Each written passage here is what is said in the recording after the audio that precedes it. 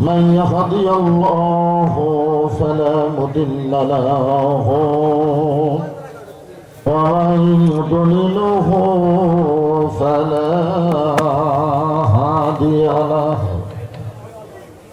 সকলে জবান খুলে বলেন আশহাদু আল্লা ইলাহা ইল্লাল্লাহু ওয়াহদাহু লা শারীকা লাহু ওয়া আশহাদু আন্না মুহাম্মাদান আবদুহু ওয়া রাসূলুহু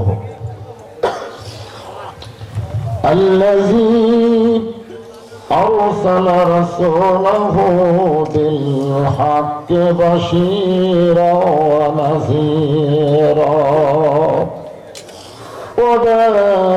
وداعيا إلى الله بإذنه وسراجا منيرا فقد قال الله تعالى في كلامه المجيد والفرقان الحميد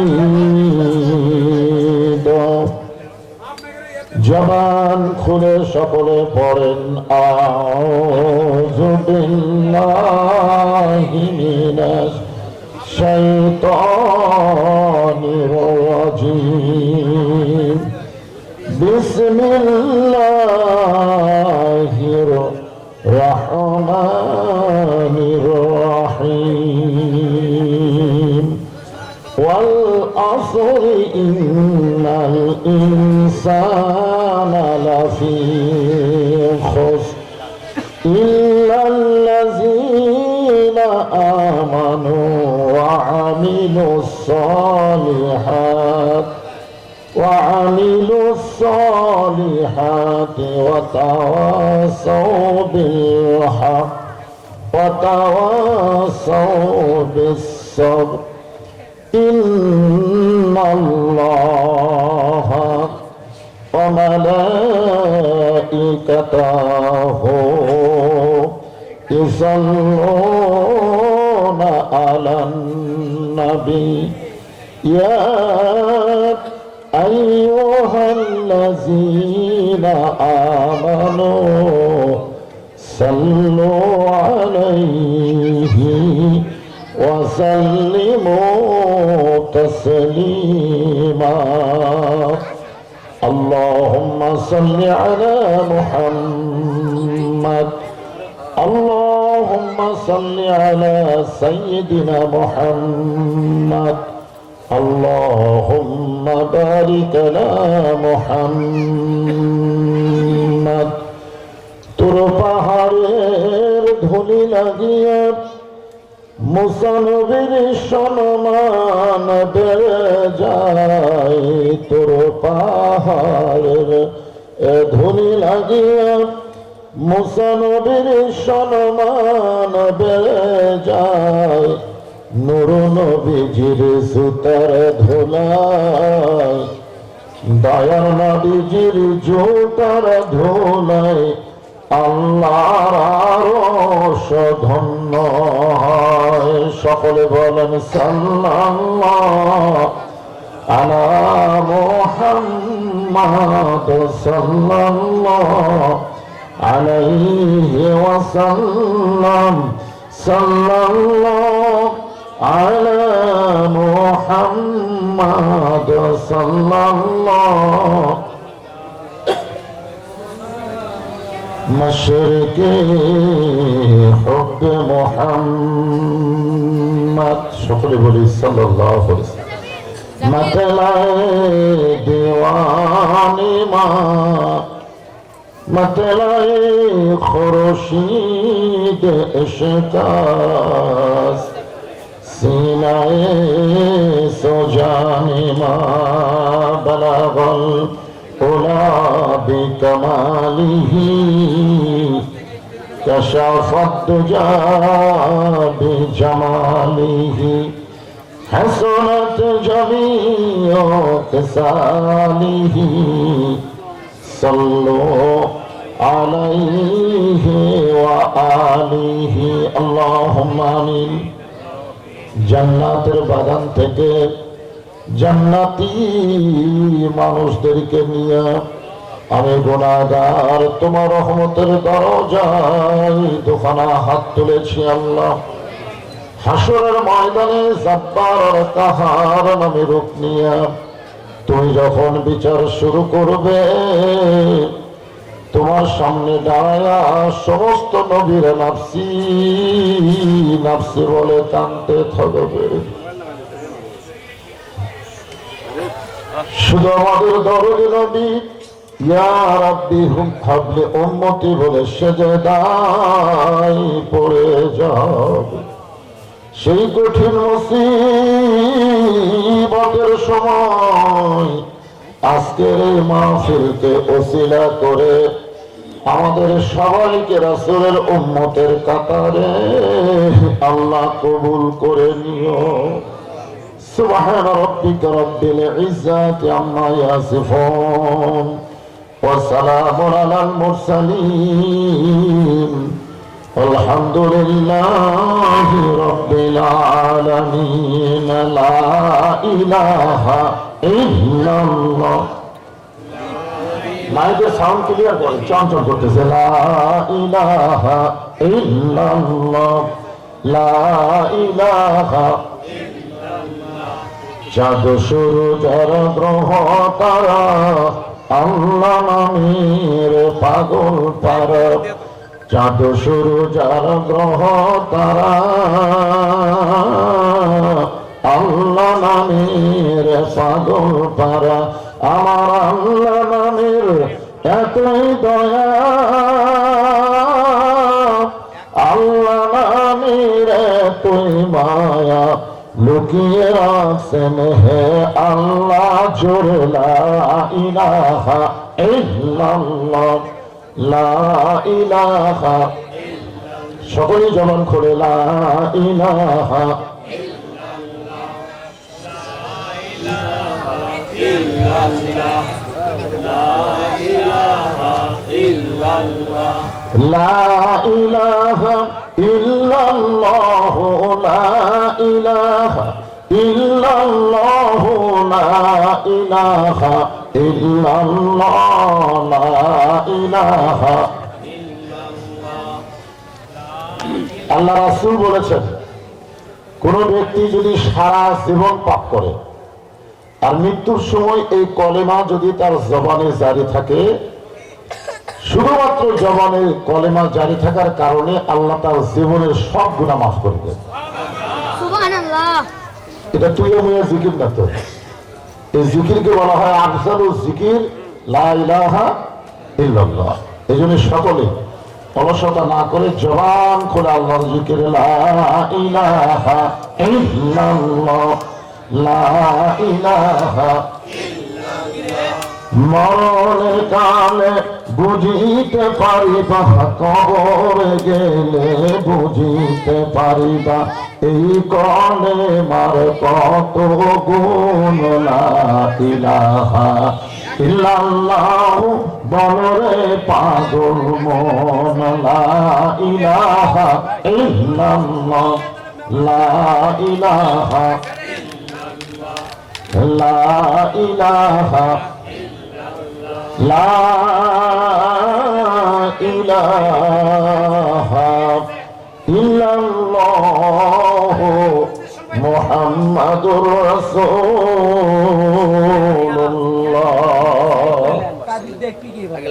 সকলে বলেন সাল্লাল্লাহু আলাইহি ওয়াসাল্লাম।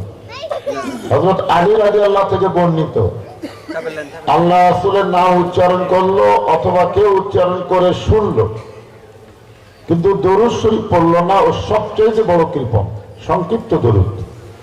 সে দরুদটা হলো সাল্লাল্লাহু আলাইহি ওয়াসাল্লাম। আমরা যখন এই দরুদ পড়লাম, এই দরুদ কিন্তু আপনাদের ফুলবাড়িতে আর নেই। একদল ফেরেশতাকে আল্লাহ সব সময় মোতায়েন করে রাখছে, পৃথিবীর যেখানেই নবীর উম্মত দরুদ পড়বে সেখান থেকে দরুদ গুলো রাসূলের রওজা মুবারকে জমা দেওয়া হবে। যে দরুদ পড়লো তারই নামেই জমা দেওয়া হবে। হয়তো আমরা সকলে মদিনায় যাওয়ার মতন ভাগ্য হতে নাও পারে, ঠিক কিনা বলে, কিন্তু আমাদের দরুদ গুলো মদিনায় পৌঁছে যাবে। এই জন্য দরুদ পড়ার সময় অলসতা করা যাবে না। যখনই নবীর নাম শুনলাম সঙ্গে সঙ্গে বলবো সাল্লাল্লাহু আলাইহি ওয়াসাল্লাম।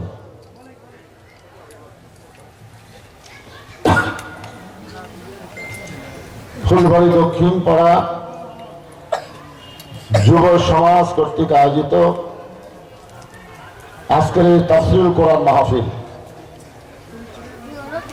আজকের এই মাহফিল আল্লাহ তাআলা যিনাকে সম্মানিত সভাপতির আসনে কবুল করেছেন, জনাব মোহাম্মদ শিবলি সাদিক মানিক। আজকের এই মাহফিলের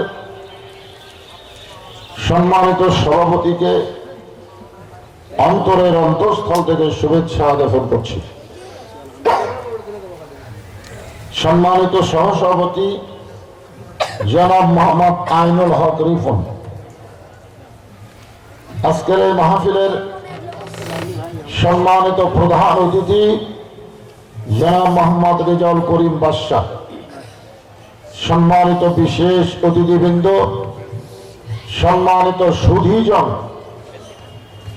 সম্মানিত ওলামায়ে কেরাম, সম্মানিত আল্লাহর বান্দারা, এই মাগরিবের নামাজের পরপরই আল্লাহ যাদেরকে জান্নাতের বাগানে কবুল করেছেন, সম্মানিত মা বোনেরা, পর্দার অন্তরে বসে যারা আলোচনা শোনার নিয়ত করেছেন, সকলকেই অন্তরের অন্তঃস্থল থেকে আমি শুভেচ্ছা জ্ঞাপন করছি।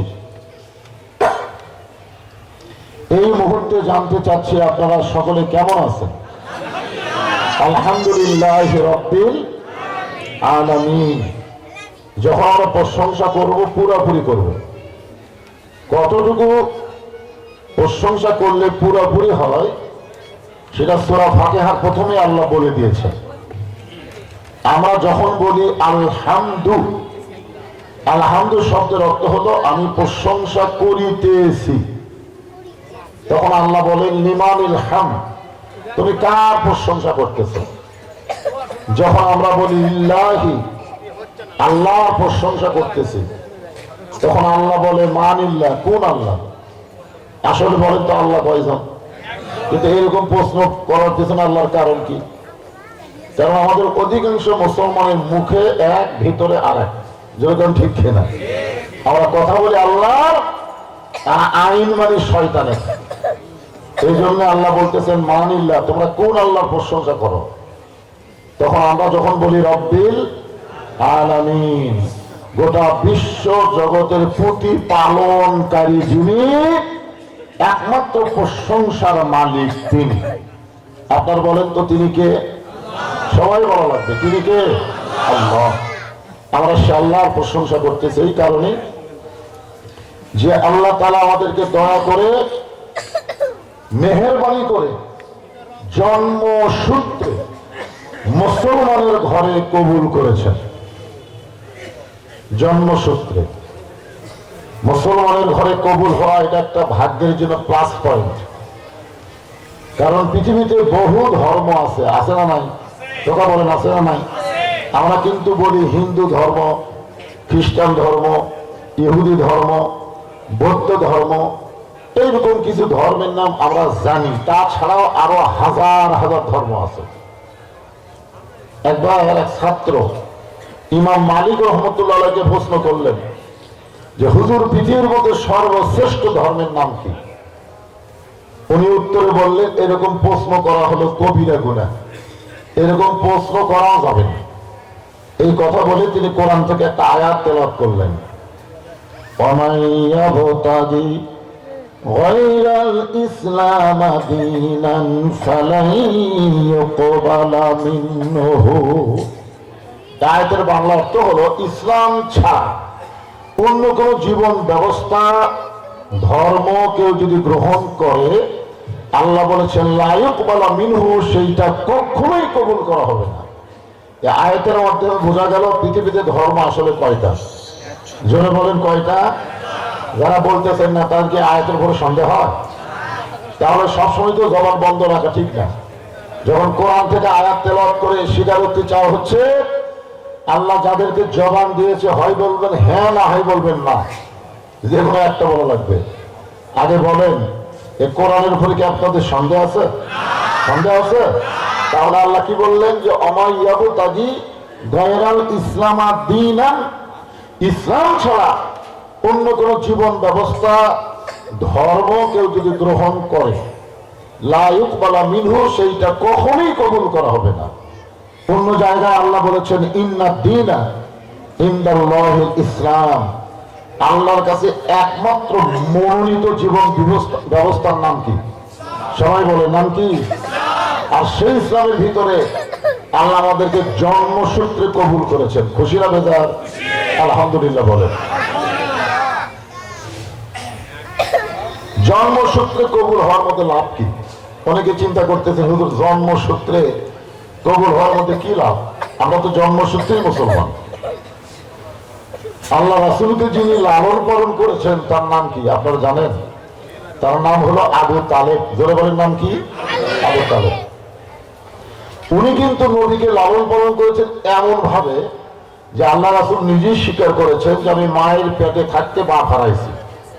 মায়ের পেটে যখন ছিলাম তখন আমি এতিম ছিলাম, কিন্তু দুনিয়াতে আসার পরে আমি এতিম ছিলাম না। সাহাবা বললেন, হে রাসূলুল্লাহ, দুনিয়াতে আসার পরে আপনি এতিম ছিলেন না কেমনে? বলে ভাগ্যবান এমন একটা চাচা পেয়েছিলাম যে চাচা আবু তালেব আমাকে এমন ভাবে লালন পালন করেছে, আমার যে বাবা নাই এটা আমি কখনো বুঝতেই পারিনি। সুবহানাল্লাহ। অথচ এই মানুষটা কিন্তু জাহান্নামী। এই মানুষটা কি? কারণ কি? কারণ আছে না নাই? হ্যাঁ, একেবারে মৃত্যুর বিছানায় যখন পড়ে গেছে তখন আল্লাহ নবী বললেন, চাচা সারা জীবন যা করছেন করছেন, এই মৃত্যুর সময় আপনি শুধু একবার বলেন লা ইলাহা ইল্লাল্লাহ, আমি আপনাকে হাত ধরে জান্নাতে পৌঁছাই দেব। এত বড় কথা শোনার পরে চাচা বলতেছেন, মরেই যখন যাচ্ছি বাপ দাদার ধর্ম ছাড়বো না। এখান থেকে প্রমাণ হলো অন্য ধর্মে জন্ম নিয়ে মুসলমান হয়ে মরা সহজ না কঠিন? কথা বলেন, সহজ না কঠিন? অথচ আল্লাহ কোরআনে কি বলেছেন? ইয়া আইয়ুহাল্লাযীনা আমানুত্তাকুল্লাহা হাক্কা তুকাতিহি ওয়া লা তামুতুন্না ইল্লা ওয়া আনতুম মুসলিমুন। কোরআনের আয়াত শুনলে কি বলা লাগে? গোরস্থান পাশে তো, আপনার মনে হয় গোরস্থানের মতোই পড়ে আছে নাকি? আল্লাহ কোরআনে বলেন, ইন্নামাল মুমিনুনা আল্লাযীনা ইযা যুকিরাল্লাহু ওয়াজিলাত কুলুবুহুম ওয়া ইযা তুলিয়াত আলাইহিম আয়াতুহু জাদাতুহুম ঈমানাও ওয়া আলা রাব্বিহিম ইয়াতাওয়াক্কালুন।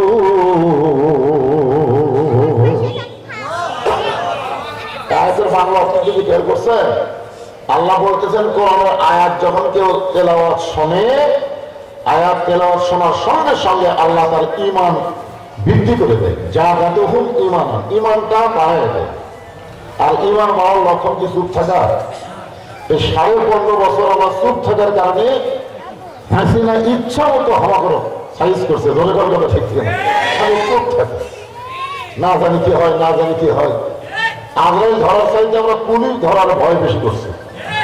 আসলে যারা প্রকৃত মুসলমান হবে তারা পুলিশ ধরার চিন্তা করবে না, তাদের প্রতি পদে পদে চিন্তা হবে আজরাইল ধরা। ধরে কার কথা ঠিক কিনা? তো আজরাইল ধরার সময় আপনি কি হয়ে মরবেন? কি হয়ে? আল্লাহ বলতেছেন লা তামুতুন্না, মৃত্যুবরণ করো না ইল্লা ওয়া আনতুম মুসলিমুন, যতক্ষণ তুমি মুসলমান না হবে। তাহলে নবীকে কোলে কাকারে যিনি লালন পালন করলেন, সে আবু তালেব পর্যন্ত মুসলমান হয়ে মরতে পারল না। কারণ কি? অন্য ধর্মে জন্ম নিছে। অন্য ধর্মে জন্ম নিয়ে মুসলমান হয়ে মরা খুবই কঠিন, কিন্তু আমাদের জন্য কি কঠিন? কথা বলে, আমাদের জন্য কঠিন। আমরা মুসলমানের মধ্যেই জন্ম নিয়েছি, যে আল্লাহ দয়া করে রহম করে মুসলমানের মধ্যে কবুল করে মুসলমান হয়ে মরার পথটা সহজ করে দিলেন। আমরা সে আল্লাহর উপরে খুশি না বেজার? তাহলে জবান করে আরেকবার বলি আলহামদুলিল্লাহ। এই যে ফাঁকা ফাঁকা হয়ে বসেননি, এই ফাঁকা না বসে একটু চাপা বসে।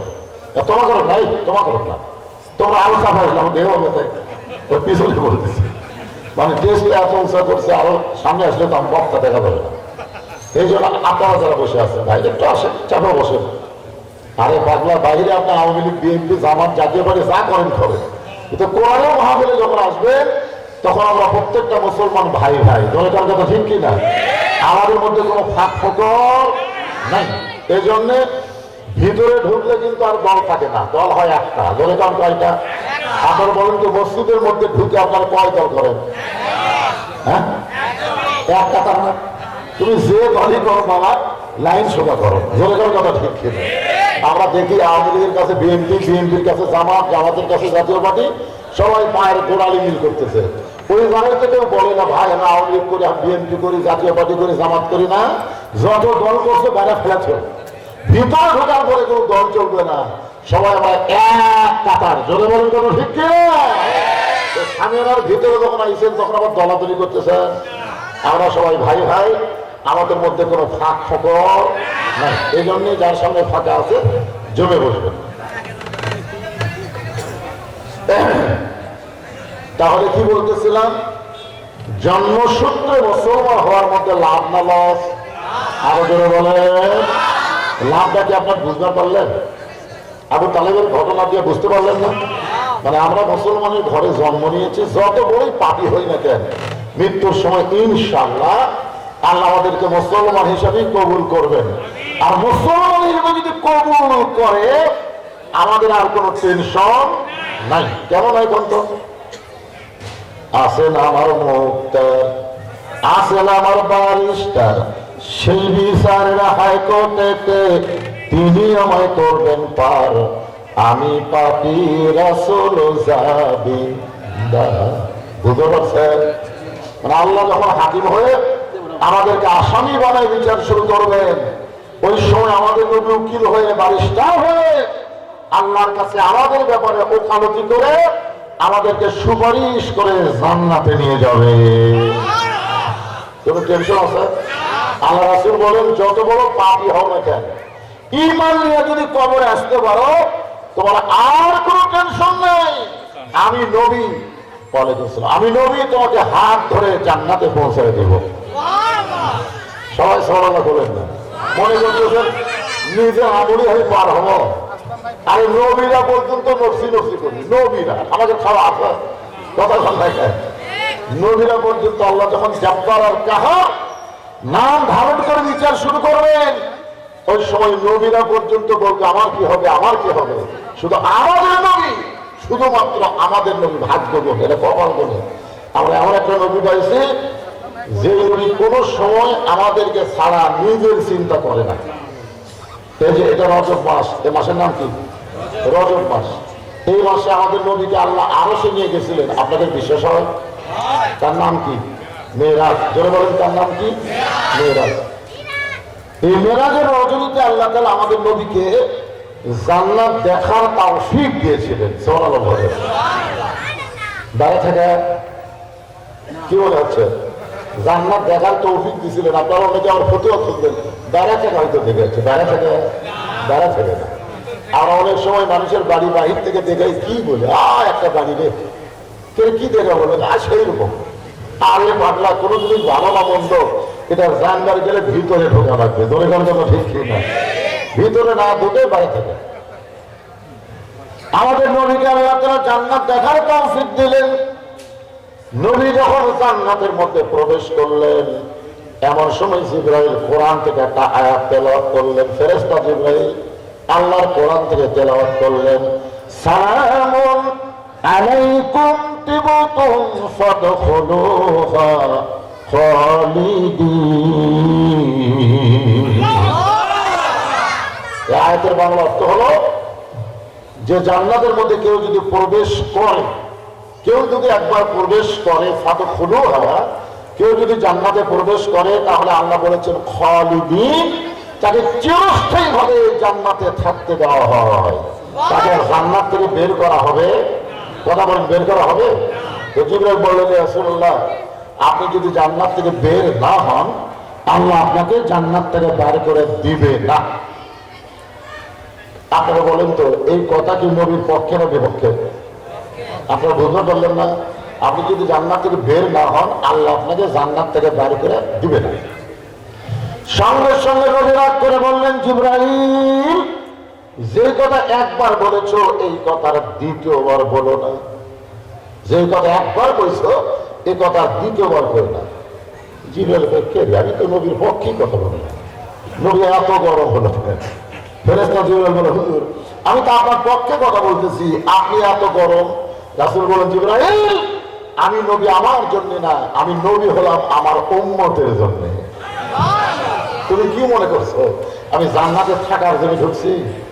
আল্লাহ যদি আমাকে বলতো জান্নাতে থাকেন, আমি ঢুকতাম না। আমি শুধুমাত্র জান্নাত দেখার জন্য ঢুকছি।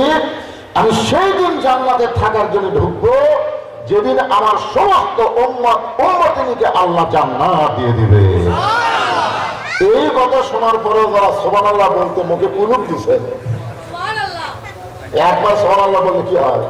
বসে আছেন ফুটবলের মাহফিলে, আল্লাহ খুশি হয়ে আপনাদের নামে গাছ লাগাবে জান্নাতের বাগানে। কবে জান্নাত পাবেন গ্যারান্টি আছে? যদি এখন থেকে গাছ লাগানো শুরু হয়ে যায়, যতবার সুবহানাল্লাহ বলবেন ততবারই একটা করে গাছ লাগবে। আপনাদের বিশ্বাস কিরকম যে আপনাদের সুবহানাল্লাহর গাছ জান্নাতের মধ্যে আল্লাহ লাগাই দিয়ে আপনাদের জাহান্নাম দেবে? কথা বলেন, জাহান্নাম দেবে? দুনিয়াতে এই জান্নাতের বাগানে যারা প্রবেশ করেছে, আল্লাহ অবশ্যই তাদেরকে জান্নাতেও প্রবেশ করাবেন ইনশাআল্লাহ। বিশ্বাস, বিশ্বাসে মিলাই বস্তু তোমাকে বলবে। অনেকে বলবে, হুজুর জান্নাত এতই সহজ। এই কথা কিন্তু আমাকে মন্ত্রী কিছু লোক বলে, জান্নাত এতই সহজ। আমি একটা হিন্দুর বলছিলাম, মরলে কোথায় যাবো? তার স্বর্গে যাবে। দেখছেন, একটা হিন্দু সরাসরি বলে মরলে স্বর্গে যাবো। আর একজন মুসলমানকে বললাম, ভাই মরলে কোথায় যাবে? কবরে যাবো। দেখছেন, মুসলমান বিশ্বাস দেখছেন মরলে কবরে যাবে, আর হিন্দুর বিশ্বাস মরলে স্বর্গে যাবে। আপনি স্বর্গ মানে জান্নাত, স্বর্গ মানে কি? জান্নাত আল্লাহ কার জন্য বানাচ্ছে? এই কথা বল না, কেন শুনলে? আল্লাহ কোরআনে বলেন, ফাদখুলি ফি ইবাদি ওয়াদখুলি জান্নাতি। কেবলমাত্র আমার ইবাদতকারী বান্দা বান্দিরা জান্নাতের মধ্যে প্রবেশ করবে। সুবহানাল্লাহ। এখন বাপের সম্পত্তি পাওয়ার ব্যাপারে গ্রামের মধ্যে ছেলে বলে বেড়ায়, আমার বাবার সম্পত্তি পাই কি না পাই, পাই কি না পাই, পাই কি না পাই।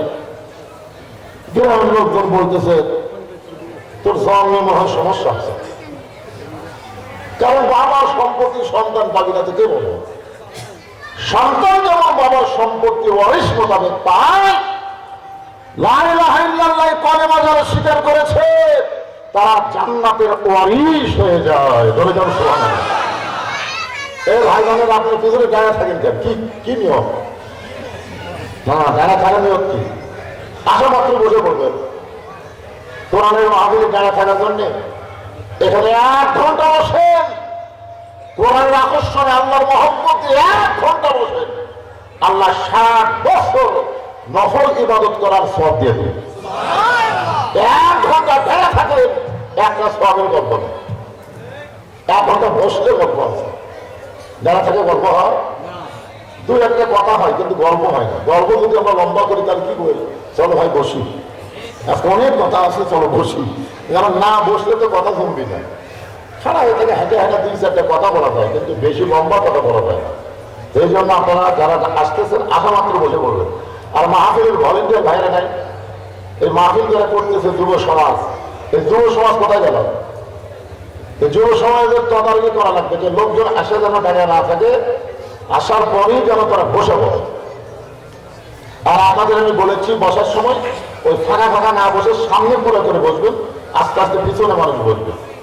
মাঝখানে ফাঁকা দেখলে মায়ের স্যান্ডেল হাতত দেবে, মাথার উপর দিয়ে স্যান্ডেল চলে আসবে। জানেন ওই যে ওই জায়গা থেকে এক ছেলে যদি আপনাদের মাঝখানে ফাঁকা বসে, ওই স্যান্ডেল মাথার দেশ করে হাতত দেবে, ধরা পায় না। হাতত যদি যায় ওই স্যান্ডেল কার উপর দিয়ে আসবে? তা আপনি কি চান যে পায়ের স্যান্ডেল আপনার মাথার উপরে উঠুক? আপনি চাবেন? কোটি পা আর কোটি মাথা, এটা বোঝা লাগবে না? এই জন্য মাঝে মাঝে ফাঁকা না রেখে, ফাঁকা থাকলে পিছনে থাকা অসুবিধা নেই। কি বলতেছিলাম, যে যদি ঈমান নিয়ে মুসলমান হয়ে আমরা মরতে পারি আমাদের কোনো টেনশন কেন নাই? কারণ আমাদের উকিল আছে। আমাদের কি আছে? উকিলের নাম হলো মুহাম্মাদুর রাসূলুল্লাহ। সকলে বলি সাল্লাল্লাহু আলাইহি ওয়াসাল্লাম। এমন একজন নবী, যে নবী জান্নাতের মধ্যে গিয়ে আমাদের কথা ভোলে না। আমরা কিন্তু দরুদের মধ্যে পড়েছি, কি পড়েছেন? আল্লাহুম্মা সাল্লি আলা সাইয়্যিদিনা মুহাম্মদ। আমাদের নবী শুধু আমাদের নবী না, আমাদের নবী হলো আমাদের নেতা। বাংলাদেশে অনেক মুসলমান নবীকে নবী হিসাবে বিশ্বাস করে, কিন্তু নেতা হিসাবে মানবার চায় না। নেতা হিসেবে মানবার চায় না। আমাদের নবীকে শুধু নবী ছিলেন, তার জীবনে পড়ে দেখে তিনি হলেন পৃথিবীর শ্রেষ্ঠ বাবা।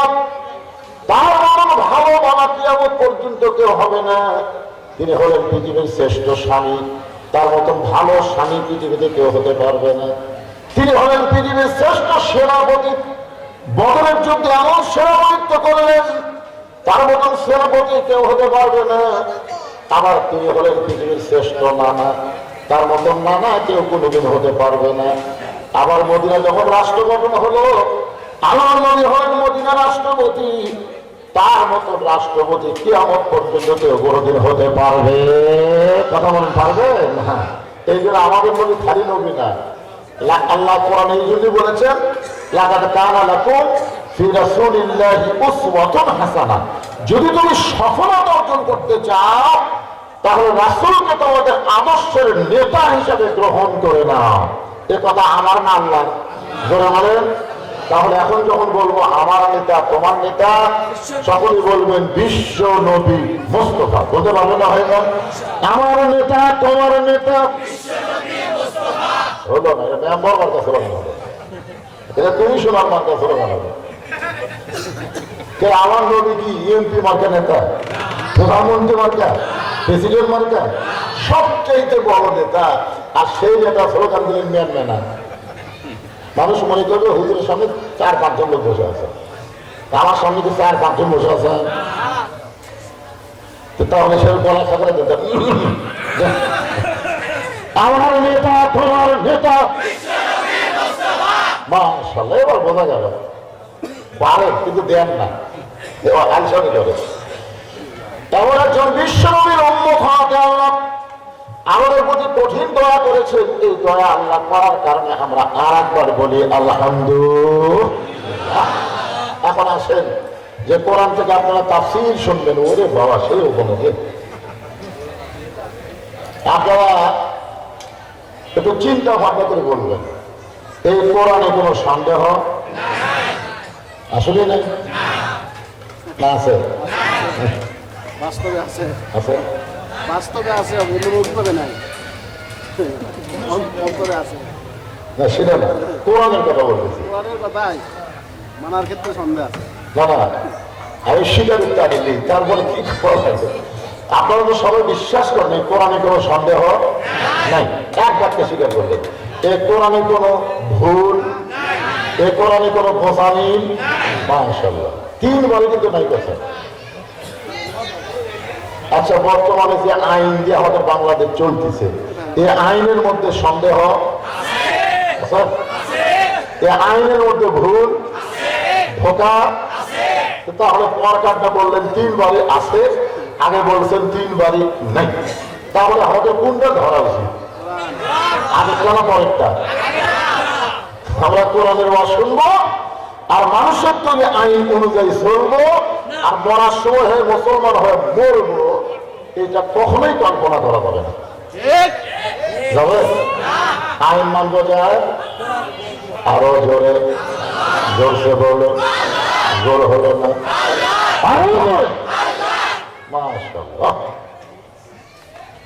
সেই কোরআন থেকে ছোট্ট একটা সূরা আপনাদের সামনে আজকে আলোচনা হবে। সূরাটার নাম হলো সূরা আসর। বলেন নাম কি? আসর শব্দের অর্থ হলো সময়। সময়, সময় বলেন না? গত বছর এই সময় আমরা ওয়াজ করতে গিয়ে চারিদিকে তাকাছি, ওয়াজ করবে চারিদিকে তাকাছি, দেখছি যে পুলিশ আছে কিনা, র্যাব আছে কিনা, হাসিনা সরকারের কোনো ক্যাডার বসে আছে কিনা, এরকম চারিদিকে দেখে শুনে যদি দেখি সবগুলো আছে, পুলিশ র্যাব ক্যাডার সবই আছে, তখন আমরা প্ল্যান খেলা বাদ করছি, এমন ওয়াজ করছি ধরা শোনা না। কিন্তু এই বছর এই সময় আমরা বক্তার দিকে তাকাচ্ছি না, তাহলে বোঝা গেল সময়ের দাম আছে না নাই। গত বছর যৌবনকালের একটা সময়, বুড়াকালের একটা সময়, এই সময় নিয়ে কিন্তু আল্লাহ শপথ করছে, বলা আসর মানে সময়ের শপথ। মিশে মায়ায় বন্দি ঠাইকা করলাম কত খেলা, পশ্চিমে তাকায়া দেখো তোমার ডুইবা গেছে বেলা, এক পলকের নাই ভরসা, মিশে সকল আশা, তখন বুঝি দারুণ ঝড়ে ভাঙবে তোমার বাসা। সময় অত্যন্ত গুরুত্বপূর্ণ একটা বিষয়।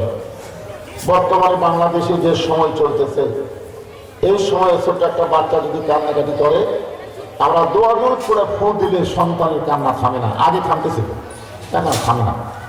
আয়তন কুরসি পরে পানি পড়া ফিরেলেও বাচ্চা থামে না, কিন্তু মোবাইল যদি চালু করে দেওয়া হয় বাচ্চা কান্না থামে। ধরে কথা ঠিক। বর্তমান সময়ে মোবাইলের কাছে দোয়া দূর ফেলবে কি সময়, এই সময় প্রত্যেকটা যুবকের হাতে একটা করে মোবাইল। আপনি জানেন যুবকের হাতে একটা খোলা অস্ত্র থাকলে যুবকের জীবন নষ্ট হইতো, কিন্তু চরিত্র নষ্ট হইতো না। এই মোবাইল অনেক যুবকের চরিত্র নষ্ট করে দিচ্ছে। সময় অত্যন্ত গুরুত্বপূর্ণ একটা বিষয়।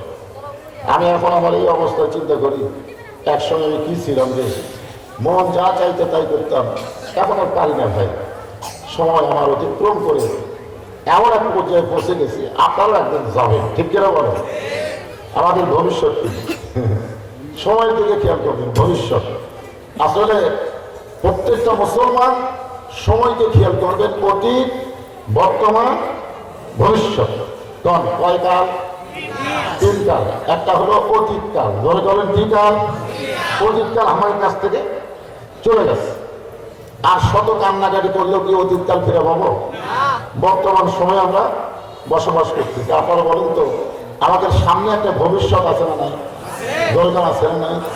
ওবায়দুল কাদের ভবিষ্যৎ নিয়ে চিন্তা করেন, মাঝে মধ্যে তেজে যায়, বলতো খেলা হবে, খেলা হবে।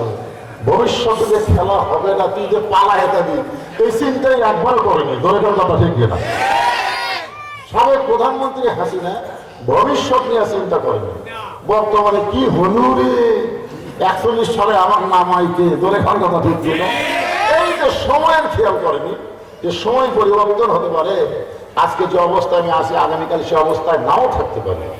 এরকম সময়কে গুরুত্ব দেওয়ার দরকার আছে না নাই? দরকার আছে না নাই? সময়ের শপথ করে আল্লাহ বলতেছেন, ইন্নাল ইনসানা লাফি খুসর, ইন্না মানে নিশ্চয়, ইনসান মানে মানুষ, লাফি মানে ভিতরে, খুসরন মানে ক্ষতি। একত্রে অর্থ হবে নিশ্চয়ই মানুষগুলো ক্ষতির ভিতরে। কে বলছেন? আল্লাহ যত সৃষ্টি দুনিয়াতে করেছেন, আপনারা বলেন যে সবচাইতে আল্লাহর পছন্দনীয় মহব্বতের সৃষ্টির নাম কি? আরো বলে কর না কেন? অন্য সূরায় এই মানুষ সম্পর্কে আল্লাহ বলতে গিয়ে 4টা শপথ করছেন। আপনারা বলেন তো, কেউ যদি কোনো কথা বলার আগে শপথ করে, এই শপথ করা মানে কি বোঝায়? হ্যাঁ, শপথ করা বুঝতে না, কথার গুরুত্ব আছে এবং কথা সত্যি, ঠিক কিনা বলে? মাঝে মধ্যে মিথ্যা কথা বলে দেখে আমরা শপথ করি, কিন্তু আল্লাহকে মিথ্যা করে? ধরো আল্লাহকে মিথ্যা বলে, তাহলে আল্লাহ শপথ করলেন 4টা। ধরে বলেন কয়টা? 1 নম্বর শপথ হলো তিন, ওয়াসাইতুন ওয়াতুর সিনিন ওয়া হাযাল বালাদিল আমিন এখানে কয়টা বিষয়ের উপর আল্লাহ শপথ করলেন? কেউ করছেন? আগে হলো অতীত, এক অতীত অসাইতুন অতুর সিনিন ওয়াহাদাল বালাদিল আমিন।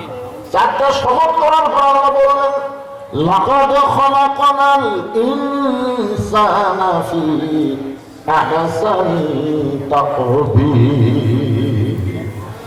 আয়াতের বাংলা অর্থ হলো মানুষকে আমি আল্লাহ সর্বোত্তম আকৃতিতে সৃষ্টি করেছি।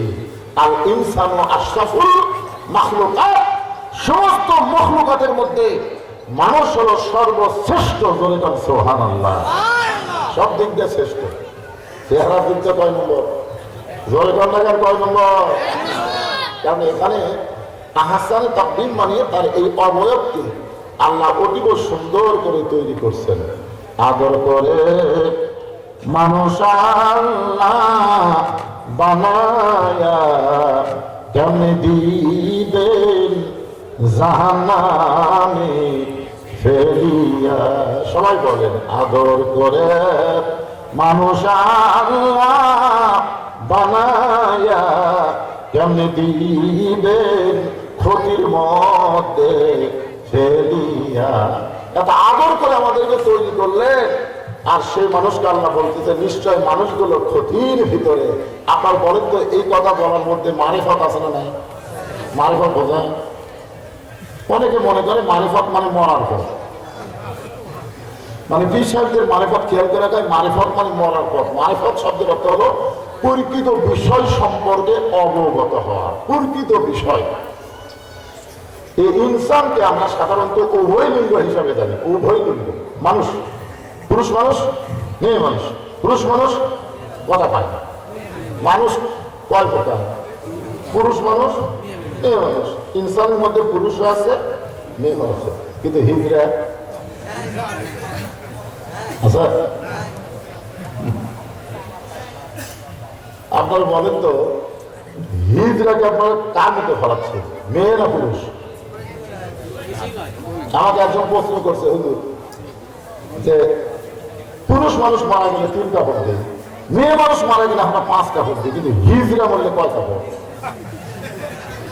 আমি তো চিন্তা করে গেলাম আমার কাহিনীতে আজ পর্যন্ত হিজড়া মরে কি মর মানে না। আপনাদের এলাকা মরছে, কথা কম লাগে মরছে, না মরলে কয় কাপড় আমি এখন কিভাবে করছি?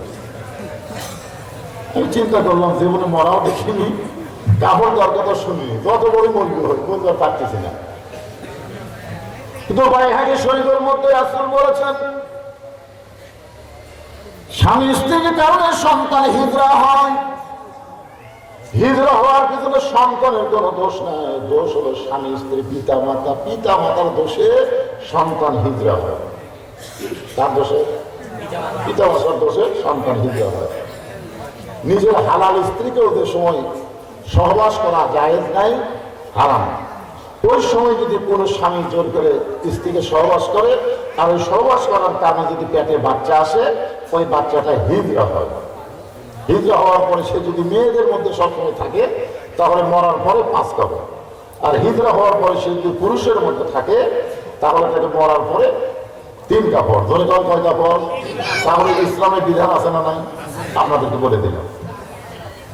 তবে আমরা এখানে শুধু দুটাই ধরবো, একটা পুরুষ আর একটা নারী। এই দুটাই আমরা ধরে আজকে আলোচনা শুনবো, তাফসীর শুনবো।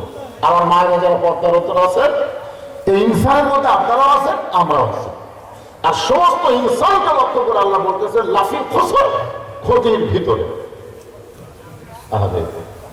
আরো গজল গাইলাম যে আদর করে মানুষ আল্লাহ বানাবো। কি আদর! আল্লাহ আদরকে তৈরি করার পরে আল্লাহ নিজে আদরের দিকে তাকায় থাকে।